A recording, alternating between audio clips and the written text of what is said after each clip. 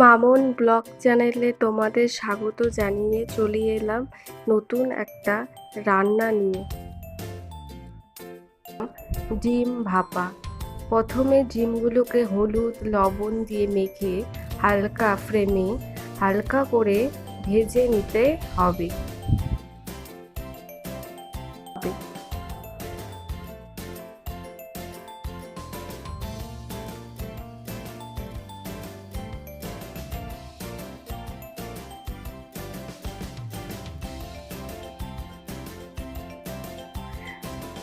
আমার এই নতুন চ্যানেলটি লাইক কমেন্ট অ্যান্ড শেয়ার করতে ভুলো না যেন। ডিমগুলো দেখতেই পাচ্ছো কড়াইতে আমরা ভেজে নিচ্ছি।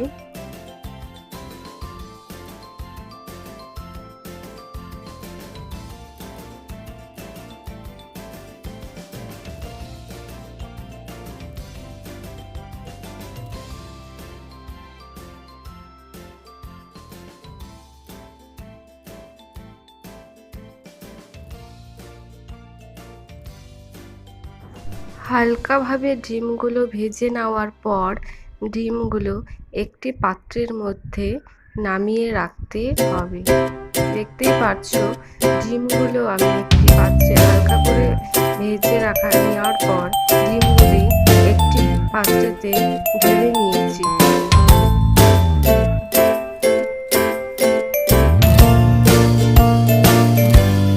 এরপর কড়াইতে সর্ষের তেল অ্যাড করতে হবে। সর্ষের তেলটা ততক্ষণ অবধি গরম করতে হবে যতক্ষণ না তেলগুলোর থেকে ধোঁয়া বের হয়।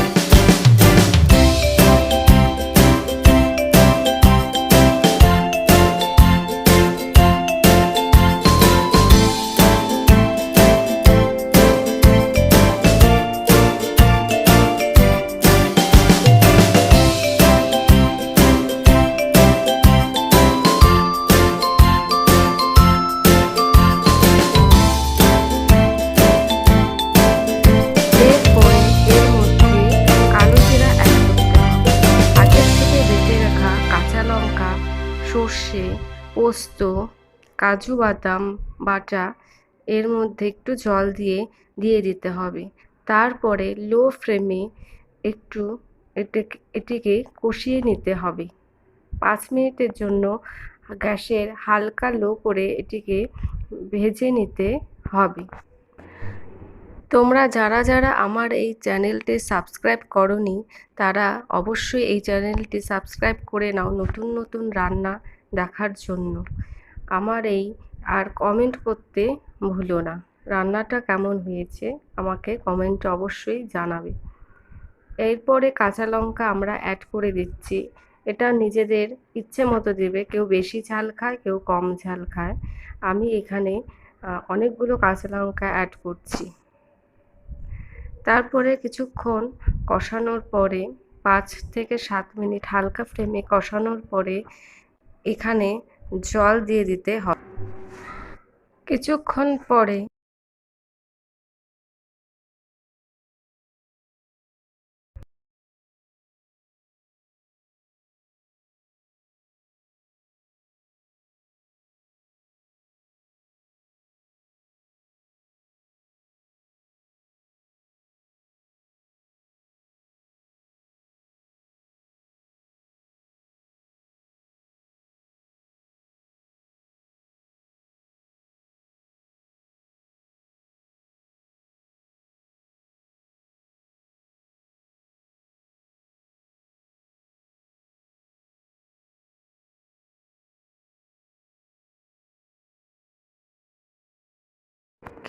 পরে জল দিয়ে দিতে হবে। জলের পরিমাণটা ডিম অনুযায়ী হবে। এখানে আমি 1 গ্লাসের মতো জল ইউজ করেছি।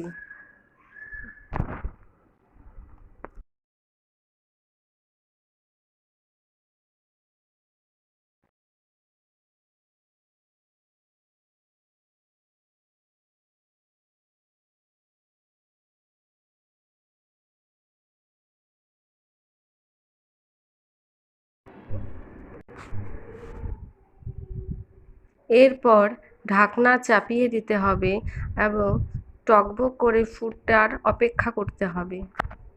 দেখতেই পাচ্ছ টকবক করে ঝোলটা ফুটতে শুরু করেছে।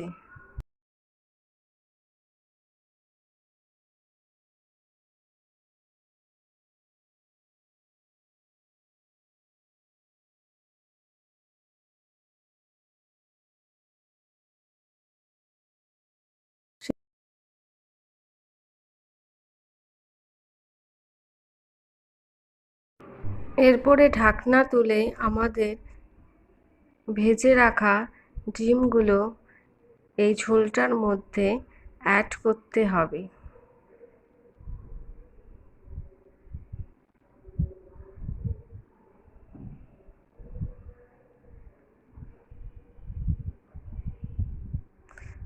ঝোলটা দেখতেই পাচ্ছ টকবক করে ফুটতে শুরু করেছে। আমাদের রান্নাটা প্রায় কমপ্লিট হওয়ার দিকে।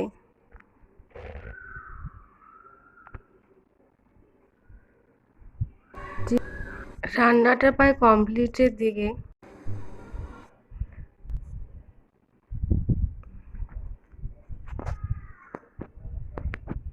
এখন কিছুক্ষণ এই রান্নাটা চাপিয়ে রাখতে হবে 5 মিনিটের মতো। রান্নাটা আমাদের কমপ্লিট হয়ে গেছে।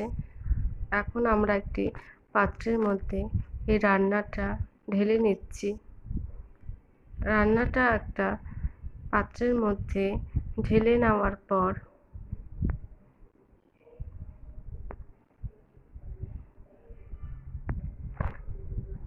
তোমরা দেখতে পাচ্ছ রান্নাটা একটা সুন্দর কালার চলে এসছে। এটি গরম ভাতের সাথে খেতে খুব ভালো লাগে।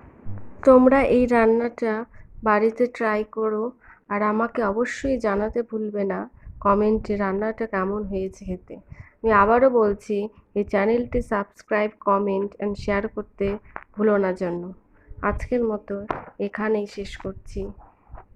অন্য একটা নতুন রান্না নিয়ে তোমাদের মধ্যে শিগগিরই হাজির হব।